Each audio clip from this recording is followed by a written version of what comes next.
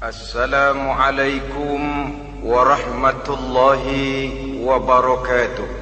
Waalaikumsalam warahmatullahi wabarakatuh. Bismillahirrahmanirrahim. Alhamdulillahi rabbil alamin.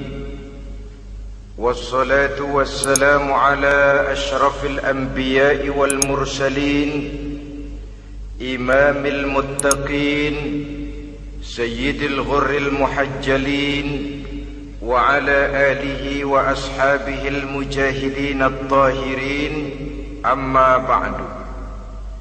Saudara-saudara kaum muslimin rahimakumullah, seorang muslim adalah seorang yang berpandangan luas, berjiwa lapang. Maksudnya apa?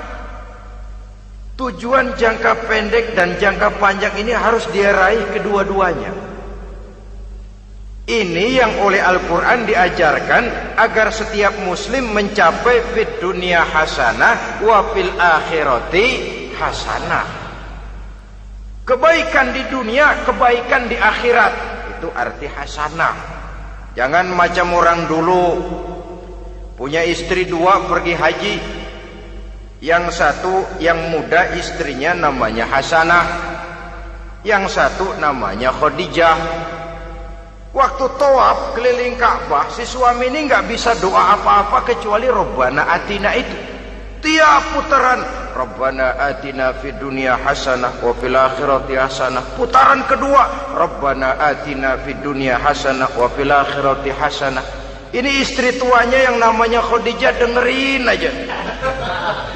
Akhirnya di satu saat dia colek suaminya, "Bang, mentang-mentang Hasanah bini muda disebutin melulu. Saya dong disebutin dalam doa." "Iya dah, ntar putaran selanjutnya." Suaminya blow on juga. Putaran kedua dia baca Rabbana Atina fid dunya hasanah wa fil akhirati Khadijah.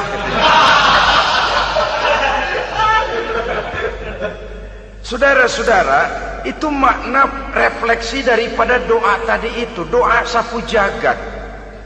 Kita ingin fid dunya hasanah wa fil akhirati hasanah. Tujuan jangka pendek dunia tercapai, tujuan jangka panjang akhirat dan ridho Allah juga tergapai. Oleh sebab itu Al-Quran menjelaskan, wabtaghi fima atakallahu ad-daral akhirah wala tansa nasibaka minad dunya. Dengan karunia yang diberikan Allah kepadamu, carilah bahagia akhirat.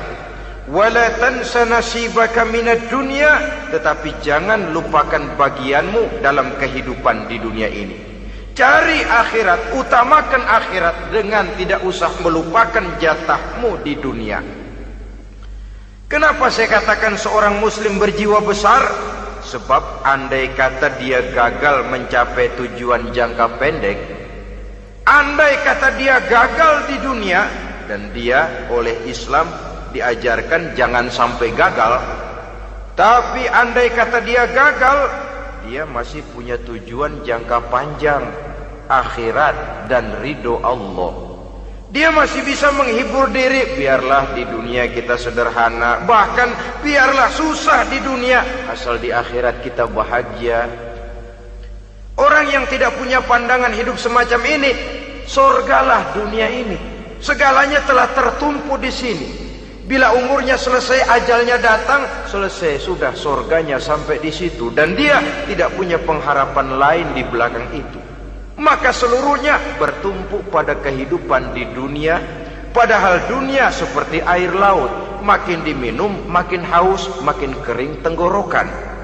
Dunia yang diperturutkan menyeret manusia ke dalam lingkaran setan, terjebak dalam sifat yang namanya tamak bin rakus alias serakah.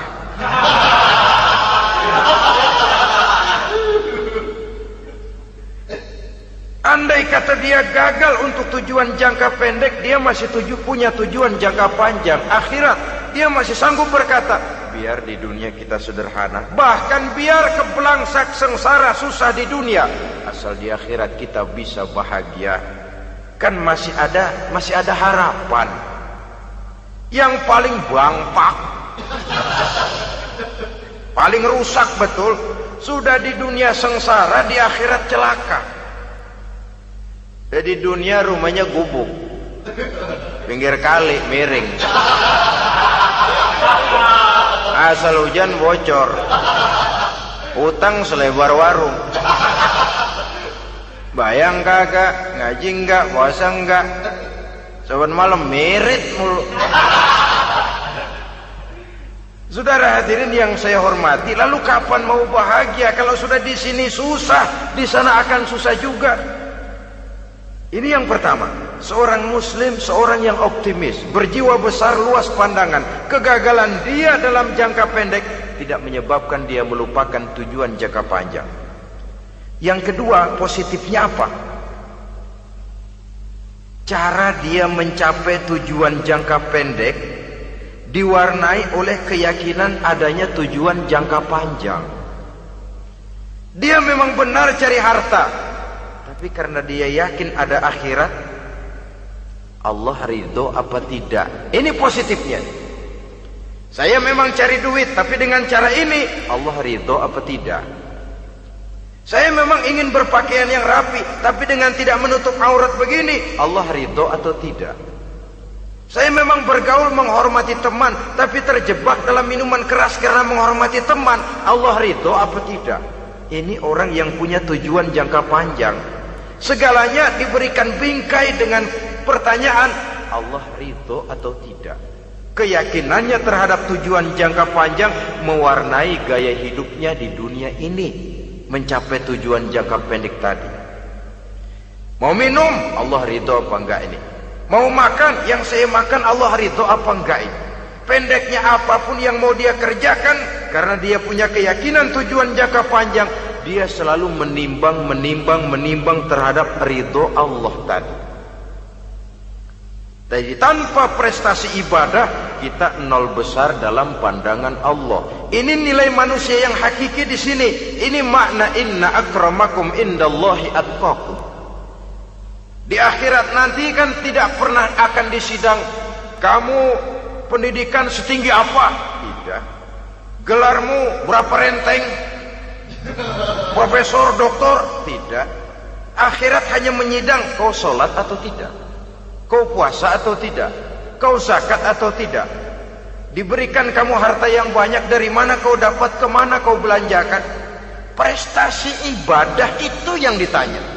Setinggi apa pendidikan, sebanyak apa pengalaman, no problem. Tidak jadi masalah di akhirat itu.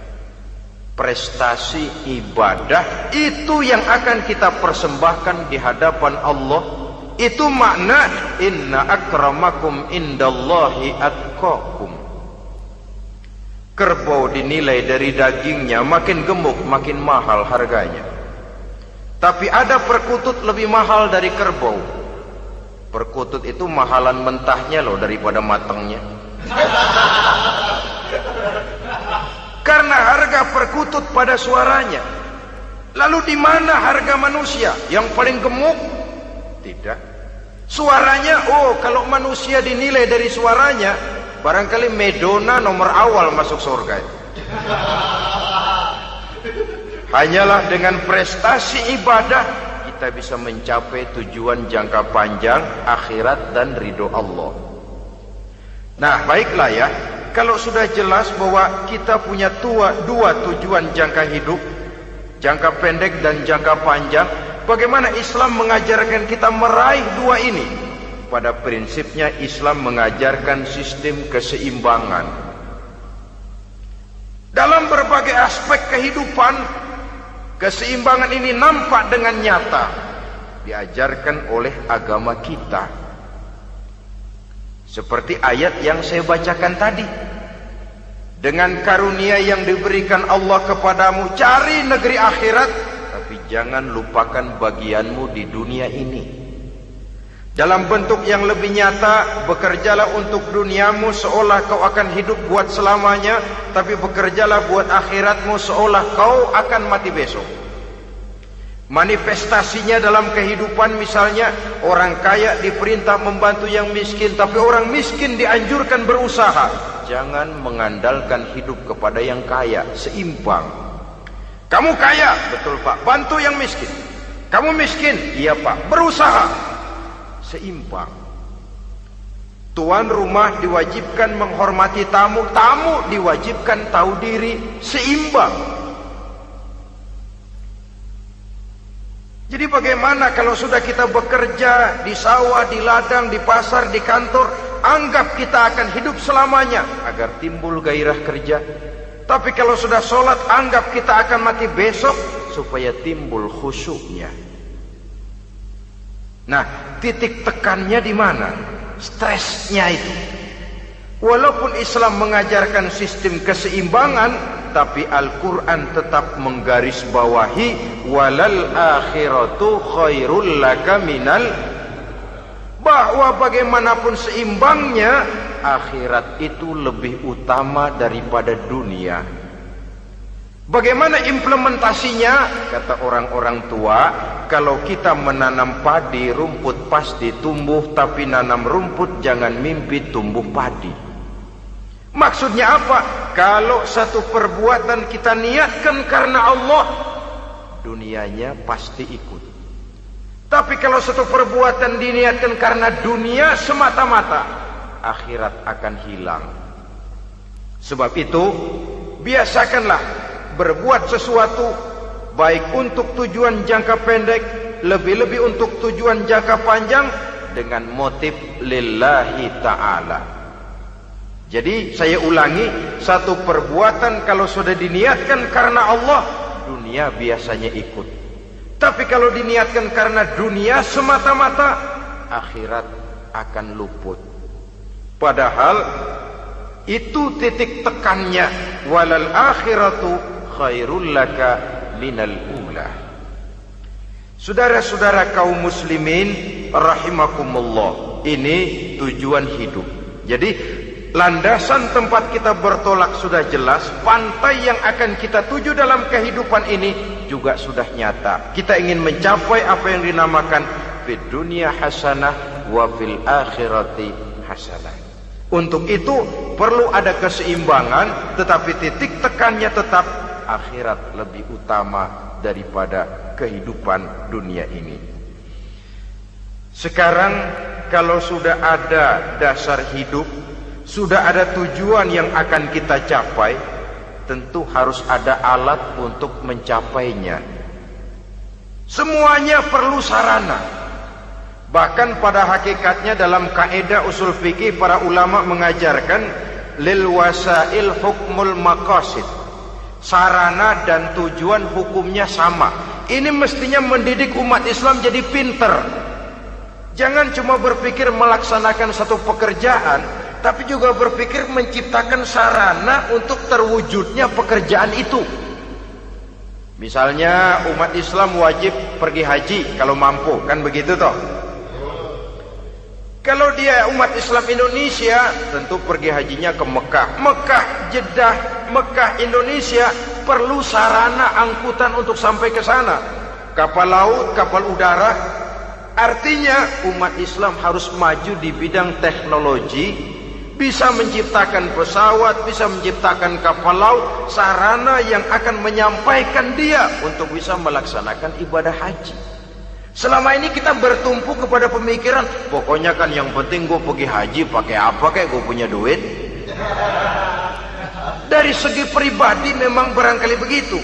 Tapi sebagai umat yang harus mencapai kemajuan, apabila diperintahkan melaksanakan sesuatu, kita pun hakikatnya dituntut menciptakan sarana untuk menunjang pelaksanaan sesuatu itu sendiri.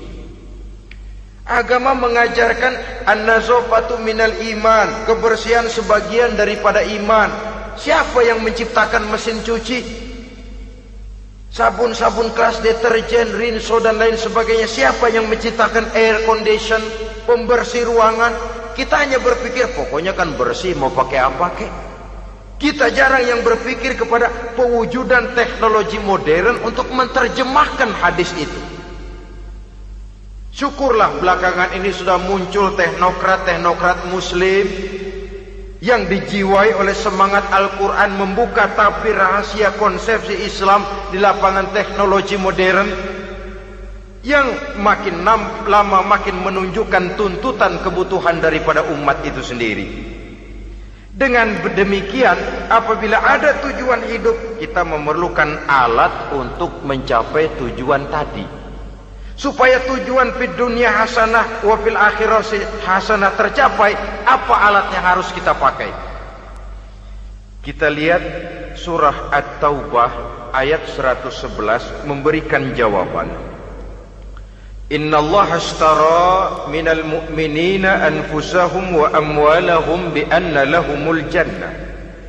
Sesungguhnya Allah telah membeli dari orang-orang beriman diri mereka, harta mereka, bahwa sesungguhnya bagi mereka adalah surga. Coba kita simak ayat ini sejenak, akan nampak dengan jelas bahwa ayat ini hakikatnya merupakan satu transaksi yang nyata benar antara kita dengan Allah. Transaksi jual beli sudah terjadi, dan itu langsung dengan Allah, tertuang dalam pernyataan Quran.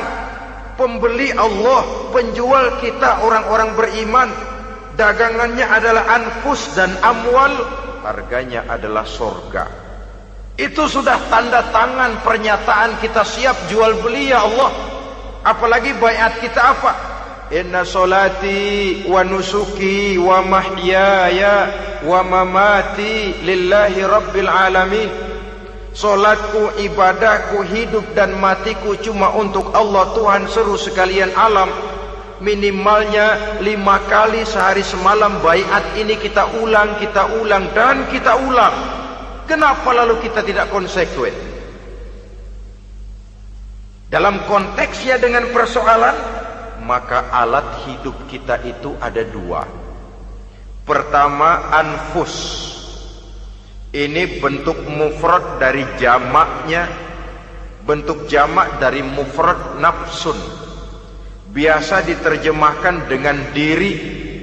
Yang dimaksud dengan diri adalah kepribadian.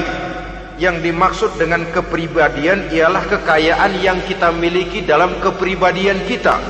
Artinya bisa tenaga, pikiran, konsep, gagasan, wewenang, ide, pangkat, jabatan, kemampuan, keahlian, skill, itu semuanya masuk ke dalam anfus, diri.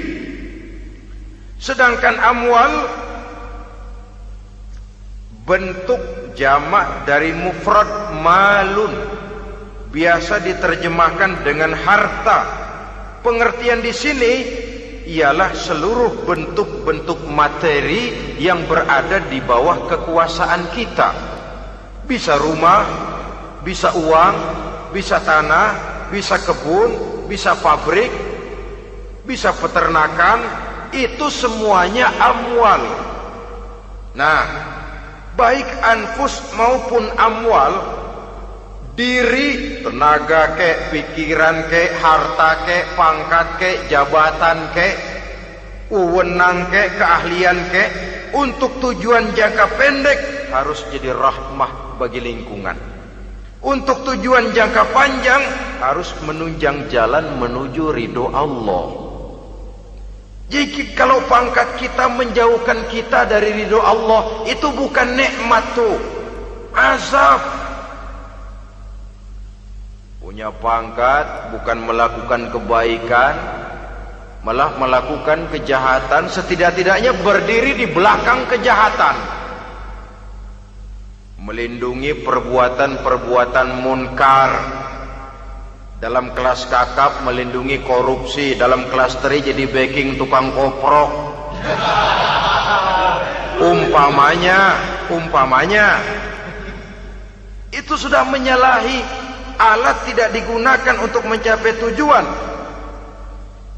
itu untuk tujuan jangka pendek. Lalu amwal, harta, uang, tanah, rumah, kebun, untuk tujuan jangka pendek harus menjadi rahmah bagi lingkungan. Sedang untuk tujuan jangka panjang baik diri maupun harta, harus menunjang jalan menuju ridho Allah, harus meningkatkan prestasi ibadah kita kepada Allah Subhanahu wa ta'ala. Malah yang namanya amwal ini tanggung jawabnya lebih berat loh saudara. Kalau saudara diberikan ilmu, sidang akhirat cuma satu, ilmumu kau amalkan untuk apa? Saudara diberikan umur panjang, pengadilan akhirat cuma bertanya satu, umurmu kau habiskan di mana? Tapi saudara diberikan harta, pertanyaan akhirat dua, hartamu kau dapat dari mana? Kau belanjakan kemana? Dari mananya dan kemananya ditanya, depan belakang. Wah, kadang-kadang kan ada orang hartanya didapat dari jalan yang halal, dibelanjakan di jalan haram. Kerja peras keringat banting tulang setengah mati, begitu dapat duit beli buntutan, muter-muter kertas cari kode. Didapat dari jalan halal, dibelanjakan di jalan haram. Atau didapat dari cara yang haram, dibelanjakan di jalan yang baik. Menang judi, nyumbang pesantren. Nabi mengajarkan innallaha thayyibun la yaqbalu illa thayyib. Allah itu baik dan hanya menerima yang baik-baik saja.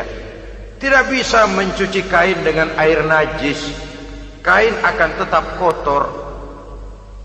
Saudara-saudara kaum muslimin rahimakumullah.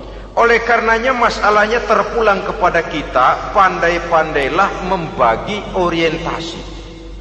Suatu saat tenggelam kita dalam kesibukan dunia dan seluruh isinya untuk mencapai tujuan jangka pendek.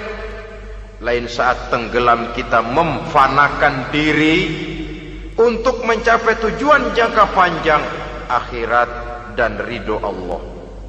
Karena kehidupan ini bukan berjalan tanpa batas.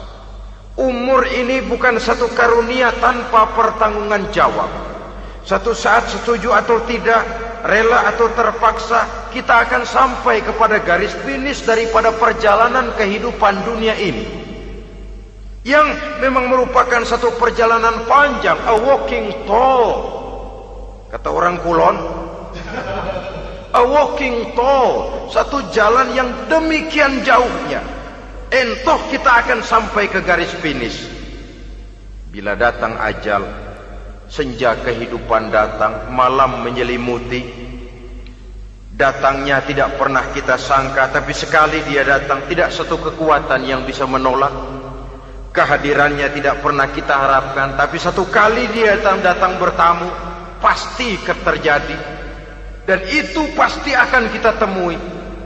Alangkah malangnya pada saat kembali itu datang, kita tidak punya prestasi ibadah.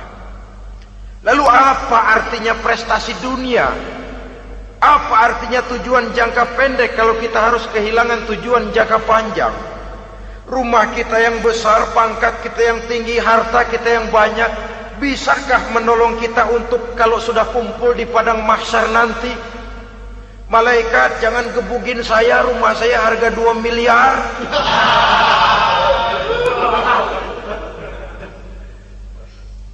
Sudahlah malaikat, damai saja, itu Rolls Royce saya. Pakai saja malaikat, pakai. Kata malaikat, gue budak, gue nggak butuh gituan. Hanya prestasi ibadah yang bisa menyelamatkan kita pada kondisi semacam itu. Jadi oleh karena itu saudara-saudara, biar di dunia ini rumah kita besar, mobil bagus, uang banyak, pabrik ada, usaha lancar, asal di akhirat masuk surga aja. Gak apa-apa. Daripada di dunia sengsara, di akhirat neraka, senangnya kapan? Sudah di sini sengsara, di sana kebelangsak. Itu yang orang-orang tua bilang lacur kuda namanya. Pelan dipecut, kenceng digentak, setengah mati, serba salah. Kuda kalau bisa ngomong, gue setengah mati, serba salah. Pelan dipecut, kekencengan, ditarik. Itu yang namanya lacur kuda begitu. Serba salah posisinya. Untuk itu pandai-pandailah membagi orientasi supaya tercapai tujuan ideal ini, fid dunya hasanah wa fil akhirati hasanah. Ini tentang tujuan hidup. Nah, untuk mencapai tujuan ini kita tidak berjalan sendiri. Kita perlu teman hidup. Di samping teman hidup ada pula lawan hidup. Siapa teman hidup kita untuk mencapai tujuan hidup ini? Dalam arti sempit, teman hidup kita suami istri yang taat kepada Allah. Suami istri lebih dari sekedar satu pasangan, juga saling melengkapi, merupakan bagian daripada kehidupan. Suami adalah teman istri, istri adalah teman suami untuk mencapai tujuan hidup tadi. Mencapai fid dunya hasanah wa fil akhirati hasanah. Seiring, seirama, selaras, serasi, seimbang, kata orang sekarang. Teman dalam arti sempit. Adapun teman dalam arti luas, setiap orang yang pandangan hidupnya sama dengan kita. Setiap orang yang akidahnya sama dengan kita. Terlepas dari suku bangsa apapun, warna kulit apapun, bahasa apapun, jikalau keyakinannya sama, pandangan hidupnya sama, dia adalah saudara kita dalam artian yang luas. Islam tidak kenal teritorial, maka tidak ada itu Islam Jepang. Ya walaupun secara formalnya ada, tapi informal Muslim adalah Muslim, diikat dengan akidah. Itu teman hidup. Lalu lawan hidup siapa? Pertama iblis, dalam segala bentuk dan implementasinya. Yang kedua, setiap orang yang pandangan hidupnya tidak sama dengan kita secara ideologis, itulah lawan hidup kita. Maka yang teman jadikan teman, yang lawan jadikan lawan. Jangan teman dijadikan lawan, lawan dijadikan teman. Itu namanya kopiah dipasang di kaki, pak bakyak naik ke jidat. Wajar kalau kepala lalu jadi benjol. Salah milih teman, salah cari lawan. Salah milih teman, salah cari lawan. Akibatnya kita yang akan susah di kemudian hari nanti. Saudara-saudara kaum muslimin rahimakumullah, oleh karenanya pandai-pandailah dalam hidup ini. Yang teman jadikan teman, yang lawan jadikan lawan. Kalau lawan kita jadikan teman, sementara teman kita jadikan lawan, dan itu yang banyak terjadi dalam praktek kehidupan, kita tidak akan bisa mencapai tujuan. Karena akan tertarung di kaki sendiri. Nah, ini sajalah yang kita bicarakan pada pertemuan kali ini. Mudah-mudahan ada manfaatnya. Terima kasih atas segala perhatian. Mohon maaf atas segala kekurangan. Usikum wa nafsi bitaqwallah. Wassalamualaikum warahmatullahi wabarakatuh. Waalaikumsalam.